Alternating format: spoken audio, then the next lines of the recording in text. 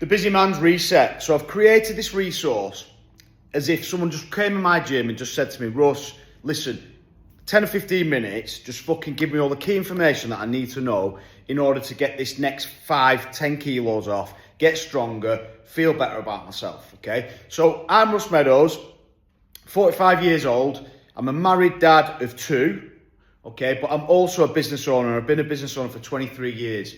And in and amongst that, I lost myself several years ago because I was prioritising family and I was prioritising business and putting myself last. And I suffered the consequences. I put weight on, I felt like shit, my head was clouded, self-esteem suffered.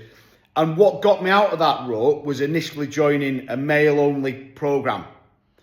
And off the back of that, this is now what I do. And this is what I've done for 23 years helping people, but more specifically helping men. And that is helping other men who are in the situation I was in. So the first thing we need to address is why most men are failing. Now, whatever you consider, it's not due to a lack of knowledge. Most men have been there in the past. Most of the men I work with have been there in the past. Okay, they're not incapable of researching what they need to do. However, the reason they are where they are is because they're putting other people first, they're putting the business first, they're putting the finances first, and they're putting themselves last. And they get that decision fatigue where they can't fully decide on what nutrition to follow, what training plan to follow. And what ends up happening, due to a lack of having proactive systems and structures in place, they're then running through life on autopilot. They're not where they want to be. They're not moving forward. They're not losing fat. They're not building strength. They're not building muscle. And as a consequence, they feel like shit. And just before we kick off into the meat, I thought it'd be useful to highlight the 4 key mistakes I see men making when they're not happy where they are and they want to move forward, but they're not getting the results that they want. So number 1 is chasing too hard, putting themselves under too much mental pressure because they're chasing that nutrition plan, they're chasing that fucking influencer fucking training program that they've seen on Instagram or something like that. Number 2 is relying on motivation rather than systems. So because motivation goes like this, up and down, we need a system that's in place in the background that's like, it doesn't matter what I feel like, I'm going to follow that system. I've got a daily checklist, a weekly checklist. I know what I'm doing in the gym. I know what I'm doing with my nutrition. I know what I'm doing with my habits. And I've got purpose and direction and structure. Number 3 is perfection. Okay, you're not in your early 20s now. Okay, you're not going to follow a strict chicken and broccoli nutrition plan and a 5-day-a-week gym training program and hit everything perfectly for 12 weeks. There's going to be periods when the kids are ill, when work kicks off because it's super busy. And if we've got a perfection mindset, what happens is if we think we're failing, we just think, fuck it. And we just go back to the start and we just stop doing anything. And number 4, deprivation. So abstaining too much, it ties into perfectionism. So deprivation is when you're like, right, I can't eat this, I can't do that. I've got to absolutely flog the shit out of myself in the gym. And it's unsustainable. You will end up falling off the wagon completely. And again, it ties into that fuck it mentality. I'll start again Monday. When it comes to nutrition, what we need to think is that we can't out-train a shit diet. So it doesn't matter how hard we're training, how often we're training, how many steps we're doing, we can't out-train a shit diet. And that's more the case after the age of 35. I've worked and played in professional sport, and I've seen athletes that, despite training 2 to 3 times a day, 5-6 days a week, playing a long game at the weekend, when the nutrition's not right, they're not right as athletes, they're overweight. So how can a busy middle-aged bloke, how can we possibly think that we could be where we need to be if a younger athlete can't out-train a diet? How can we possibly expect to out-train a diet? So I'm going to go into the nutrition stuff now, okay? And within nutrition, there's 4 key elements that we need to stick to, okay? Now, before I go any further, I've actually done a PDF blueprint on this. So if you want that, drop me a message and I'll send it to you. Okay, so The first element about nutrition that we need to be aware of and have some adherence to is calories. Okay, so everybody's got an amount of calories that they can eat.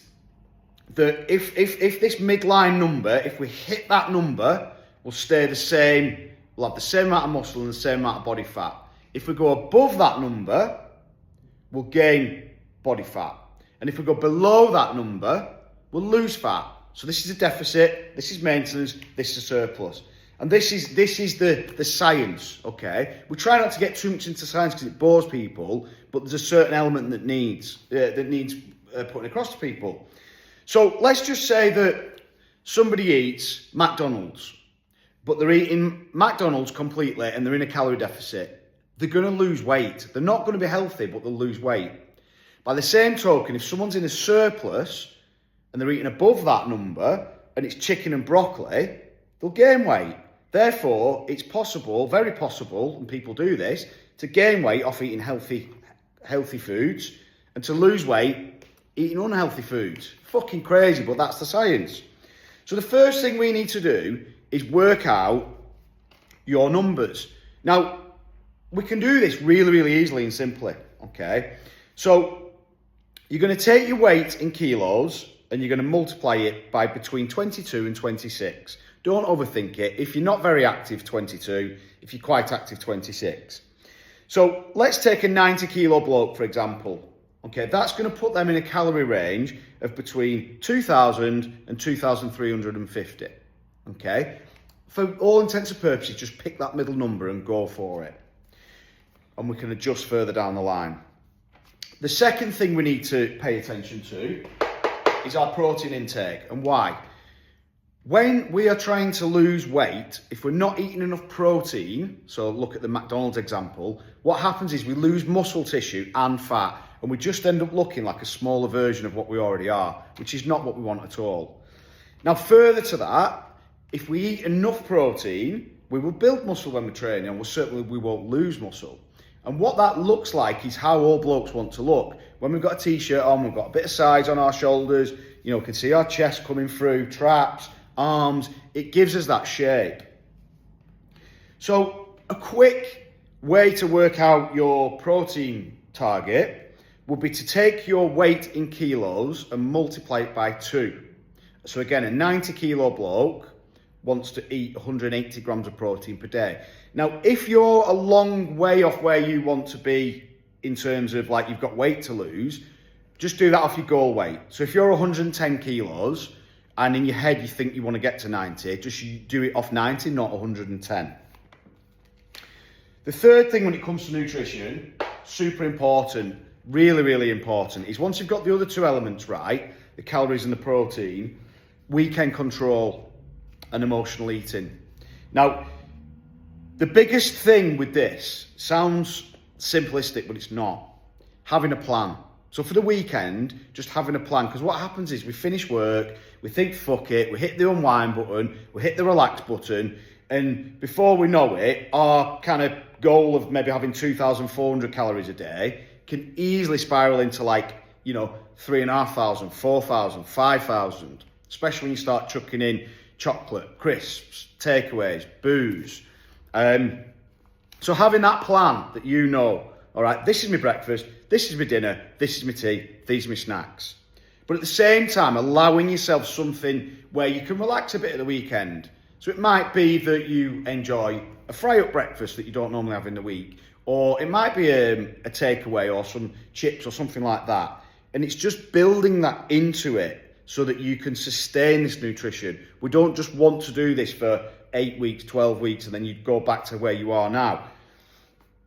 And the last thing, especially when it comes to emotional eating, is awareness. So 95% of our thoughts are subconscious. They're going on in the background without us realising. If we can become more aware of those thoughts, then often we will change those behaviours because we've made ourselves more aware. The last thing when it comes to nutrition, number 4, is the 7-day audit. Fucking priceless. Now, I don't believe in living inside the app MyFitnessPal, which measures your calories, protein, carbohydrates and fats. But a 7-day audit, strategically placed, can be is an absolute game changer. So just auditing, where's my calories at? Where's my protein at? Where's my macros at? And auditing that and having a real understanding of that will change your fucking game. So training's our next pillar that we're looking at. Now, our goals from training are to feel good. Mood and mental health are really important. Endorphins, getting that pump on after a good weight session. We want to build muscle and we want to build strength. We want to also burn calories and burn fat, and we want to get fit. And all this is tied into how we look, how we feel, how we perform, how we think. It's tied into our longevity and our health. So we've got 3 key pillars when it comes to training and movement. Okay. Number 1 is our strength work. We need to strength train 3 times a week. We want to pick compound exercises mixed in with some isolation exercises. We want to do about 6 exercises per session. So if you think you're going to go to the gym Monday, Wednesday, Friday, okay, each time you go, you want to do about 6 exercises. About 3 or 4 of them want to be more compound in nature. We're going to do 3 to 4 sets of 8 to 12 reps. We're going to rest 60 to 90 seconds between sets. We're going to look for progressive overload. So we need to be getting stronger over time. But we need to be proactive with that because we won't just get stronger just by going through the motions. So we need to log what we're doing. We need an app, or we need a notebook, or we need something to log what we're doing. The next part is our conditioning. Okay, so this is your ability to do work capacity, push yourself, get your heart rate high, get hot and sweaty. There's 2 ways we can do this. We can either do this 10 minutes at the end of our strength sessions. So we can go to the gym Monday, Wednesday, Friday. Okay. And at the end of that session, we can do 10 minutes interval training. Okay. Interval training would be where we work really hard for a minute on a rowing machine or a ski erg or a bike, work hard for a minute, and then we recover for a minute. Hard for a minute, recover for a minute. 5 rounds of that, 10 minutes at the end of your weight. Or, if you prefer, you could do your weight Monday, Wednesday, Friday, and then on a Tuesday, you could go into the gym and do half an hour of interval training. But we're looking at about 30, 40 minutes a week of that higher intensity type cardio training. However you distribute that over the week is just what works best for you. Finally, general movement, step count. Again, it's in our DNA to move. Okay, we're hunter-gatherers in our DNA. We're not built to be at a desk with our necks forward on our phones, sat down in a car, driving, shitty posture, not moving. There's loads of research that links sedentary lifestyle with disease, okay, with poor posture, with injury. So how do we reverse that? Yes, we need to train. Yes, we need to be fit. But we need to get up on our fucking feet and we need to move. Preferably moving outside. Get some natural sunlight. Get some natural weather. Okay, let's get up and get going. Now, how much is enough? I would say, as a general rule of thumb, between 8 and 10,000 steps per day is what we're targeting. But if you're only currently doing about 2,000 steps, then just try adding 2,000 or 3,000 steps a day. And we track that through, get some type of watch, a Fitbit, an Apple Watch, a Garmin, doesn't matter, but we need to be tracking that. Benefits. So if we're interested in health and longevity, we need to tick all 3 boxes, guys. We need to be getting stronger and building muscle with our strength work. We need to be improving our VO2 max and our aerobic conditioning with our fitness work. And we need to be up and about and in the weather and on our feet to improve our aerobic base by doing steps. So all 3 boxes need ticking there. So now we need to look at putting it together, okay? And the glue that puts that together is often the accountability and the environment that you're in. So accountability relates to, well, right, that's great, Russ, and I know all that, but I'm not actually putting that into practice. So being accountable just means that you are within a system where you are doing the stuff that I've just said consistently. And that often is people's biggest problem, the consistency of applying that stuff that I've just talked through. Some people are all right doing it, or some people at certain times in their lives, Might be you're super motivated for something. You've had a health scare and you boom, you know, next 6 months you're super motivated, for example. Or you're going on holiday. But most people, when we look over the period of their lifetime, they're going to have periods where they need that bit of extra accountability.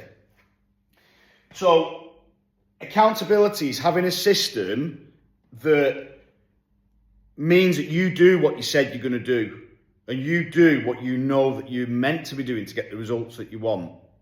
The second part of that is your environment.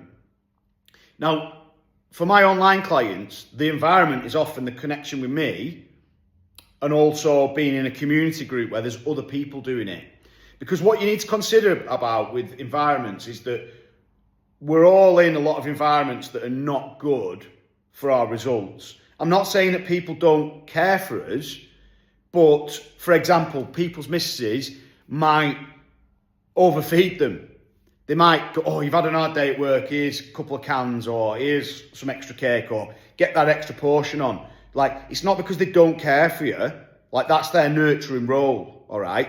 But then at the same time, you might have colleagues who are fucking jealous of you, who are trying to hold you back, who are fucking planting negative seeds. So don't always view your environment and the people around you as like wanting to do you damage. They're not. But the point is, you need to be around like-minded people who are on the same mission as you. So accountability and environment are similar things. But I'm running off the back of that, guys. If you want to work with me, I work with busy men over the age of 35, often family men, often business owners, or you know, they're driven within the career, but not always.